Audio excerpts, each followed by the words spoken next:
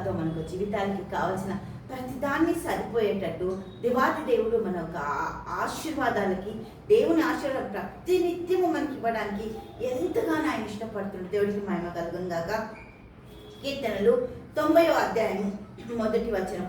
ప్రభువా, తరముల నుండి మాకు నివాస స్థలము నీవే. దేవునికి స్తోత్రం. ఏది లేదట, ఏ ఆశీర్వాదము ఏది ఎక్కడి నుంచి ఏం రావాలన్నా ఆయనే తరతరాల నుంచి నిన్ను నన్ను ఆశీర్వదిస్తూ నీ జీవితానికి నా జీవితానికి ఒక ఆధారము, ఒక సమస్త సామర్థ్యము కలగజేయవాడు ఆయనే.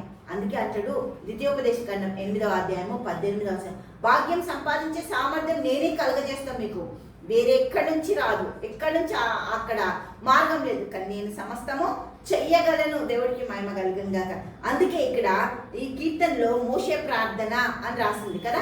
2వ వచనం చూస్తే 90వ కీర్తన 2వ వచనం, పర్వతములు పుట్టక మునుపు భూమిలోని లోకమును నీవు పుట్టింపక మునుపు యుగ యుగములు నీవే దేవుడు, వేరేది ఏదీ లేదంట.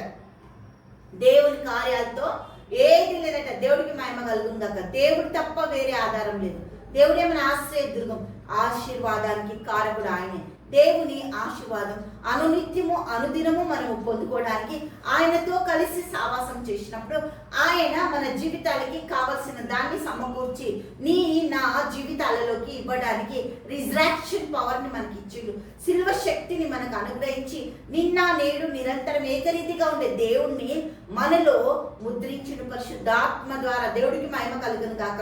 దేవాది దేవుడు మన నడవడిక, మన ఒక ప్రవర్తన ఆయన చిత్తానికి అంగీకారంగా ఉండేటట్టు దేవుని దయా సంకల్పం చొప్పున మన జీవితాలు జరుగును గాక. హల్లెలూయా.